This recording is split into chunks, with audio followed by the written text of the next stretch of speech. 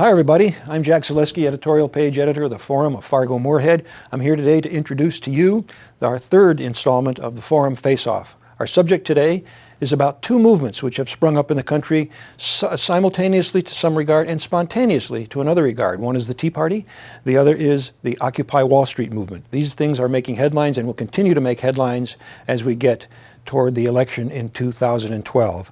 As usual, our debaters are Linda Boyd Coates from the progressive left and Scott Hennen from the conservative right. Should be an interesting discussion. You can pick it up again in the Forum on October 30th, where they will write columns on this very subject.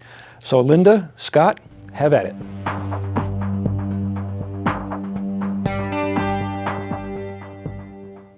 Hello, we're back. And I think this time we're going to talk about what has everybody riled up. I can't remember a time in my lifetime, it's kind of a long lifetime now, where people on both ends of the political spectrum and folks in the middle have taken to the streets. You know, Americans, when you really think about it, don't do that very often, except, especially on a nationwide scale, except when things are really out of whack. And I think folks on both ends of the spectrum, maybe they don't agree on what it is that's gone wrong or what's going to fix it, but I think the majority of Americans right now think things are out of whack. And so the comparison, Linda, is, for instance, the Tea Party movement and folks that would be considered conservative and not liking the direction this country is going are sort of mirroring what's happening now from the left with the Occupy Wall Street movement. Is that your suggestion? It seems to be. I think there are certainly some differences in those two movements, but I think I've been finding myself looking for where do those two movements actually intersect? Because I think so much, and I've actually started to wonder what you and I are doing. You know, are we contributing to what Americans are seeing as politics getting too polarized, the left, the right, the two extremes? And it seems to be stalemating the ability to kind of rationally talk about things, come together, meet in the middle. It seems like we don't remember how to meet in the middle and compromise anymore. You know, I think the history books are full of examples of things being a lot more rancorous than they are today. Oh, the beating with the cane. And yeah, I haven't the beat you with whole. the cane No, yet. no, we haven't had any duels on the Senate floor or fist fights or anything like that. Nope, but that's I good. do think what happens now is differences are magnified because of the media scene. Sure. Whether it's Facebook, Twitter, all the different Absolutely. things that are out there in the media today, that the differences just become that much more heightened. And quite honestly, professional protesters love that. And that's why I might disagree with you in this sense. I think that the two movements, if you will, the Tea Party movement, which I would define as God-fearing, freedom-loving, Constitution-worshiping people, many of whom are protesting, if that's the word, for the first time in their lives. They're very concerned, the parents, grandparents, about, am I going to leave for my kids and grandkids the same kind of country that I was given for my parents and grandparents? And so I think it's a fear that motivates them that are very concerned about the direction this country is going. The one fair comparison from let me affectionately refer to them as loonies on the left, the professional protesters, is that they don't like the country, the direction the country is going, but how they mean to change it is very different. Polls show that these people, more than half of them, have done this before. They're sort of, as I say, professional protesters. That would be my kind term for them. I think that's very different than the Tea Party folks who really are doing this for the first time. They're not politically active. Okay, so right away, Scott, you have God-fearing, Constitution-loving, good folks on the right and loonies on the left. That's how you characterize it. Well, really? For this reason. Again, the people I describe, the people I've written about in my book, the people that I revere, that make up the Tea Party movement, want the Constitution followed. The protest group, the Occupy Wall Street types, they want it shredded. I mean, they want to go completely a different direction. Look, nobody wants the Constitution shredded. You know what? Knock that off. Well, wait a Knock minute. it off.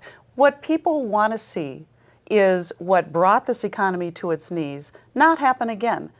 You know, Wall Street's doing just fine right now, but we have the greatest income disparity we've ever had in the history of this country, and what that causes in any culture, and that's been documented in history books, is a dangerous place for a country to get to. When you have folks, and you talk about, Occupy Wall Street as being a bunch of loonies and professional protesters, I beg to differ. These are folks who have been left behind in great swaths. We're talking about the middle class. There are lots of folks out there who've never protested before. We're talking about people who they don't want to destroy capitalism. They're all for capitalism. They want it to get rolling again. They want jobs, and they want the excesses that got us here in the first place, the deregulation of Wall Street, to be rolled back. When you have folks you have Republican lawmakers saying, in the face of joblessness and rising poverty rates, the big problem is the demand for food stamps is going up, we better cut it. Really?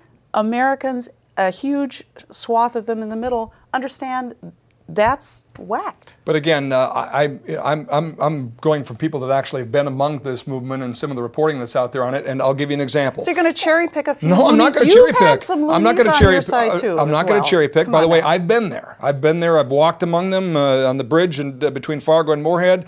The reporting that's gone on that quite clearly points out some significant differences. And one, here's my favorite, a fellow by the name of Kevin Williamson, spent some time, a good chunk of this month, again, listening to speeches, reading the literature, talking to the organizers. Almost every organization present at Occupy Wall Street is explicitly communist or socialist. There again, that would be some individuals who want to shred the Constitution.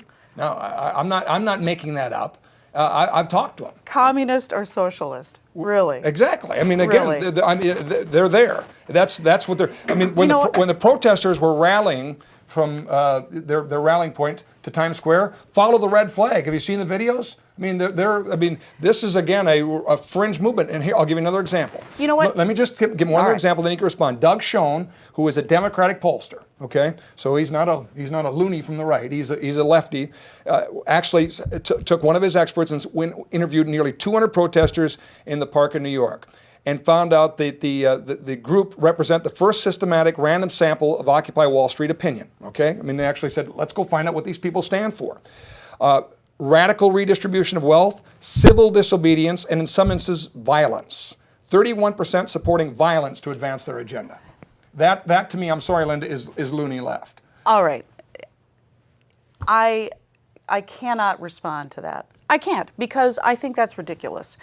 The people who are turning out are not violent, they're not communists, they are folks who actually they are frustrated, they're fed up, like a lot of the folks in the Tea Party. But look, if we're going to just talk about They want more government. They want more government. You know I think what? the difference is we want less government, they want more government. Okay, you know what? Now we can talk about it instead of name calling and picking out the goons on each side. I mean, you know, the people holding the signs that say "Get government hands off my Medicare." I mean, we could go there, but let's not, because every demonstration is going to have some folks that are kind of on the radical fringe, whether it's the left or the right. But what I'm saying is, we're not going to solve it by name calling.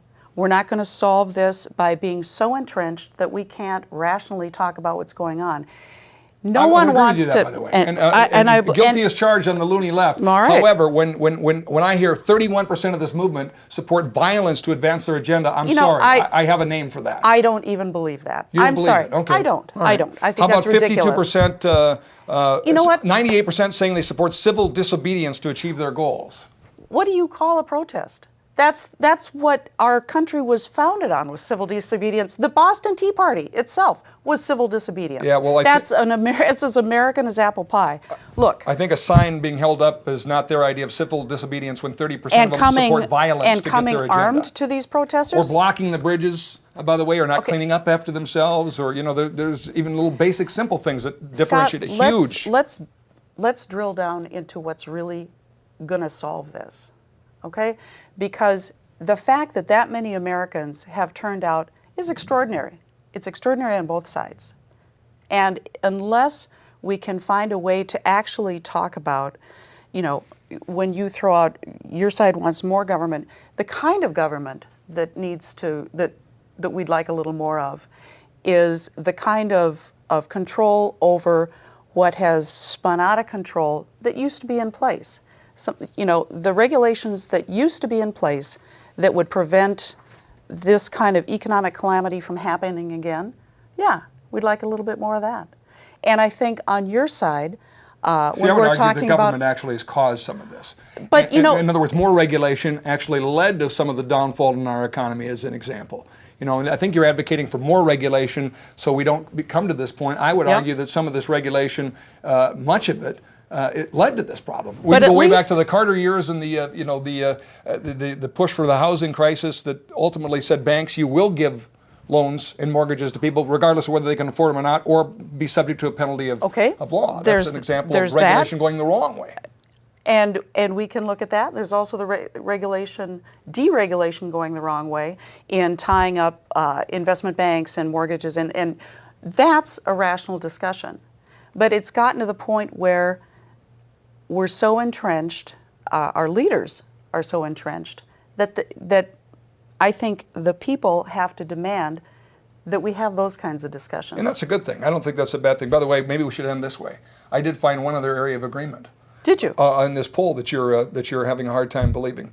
When asked whom they blame more for the poor economy, 64% of those folks name the federal government. 30% say big financial institutions. So, you know, I think more people, and then by the way, that's not a poll of the individuals I'm just noticing, that's a poll of Americans. 64% name the federal government. Well, and So, I think it even larger, if I remember right, 84% disapprove of the work Congress is doing. Yeah. So we are stuck. We are. But we need to get unstuck. And I'm going to make you a promise. What's that? I'm not going to call you a name. No? No, I'm not. Did I call you a name? No, you didn't. Okay. So we're on the right track. Till Until next time. next time. See you, folks.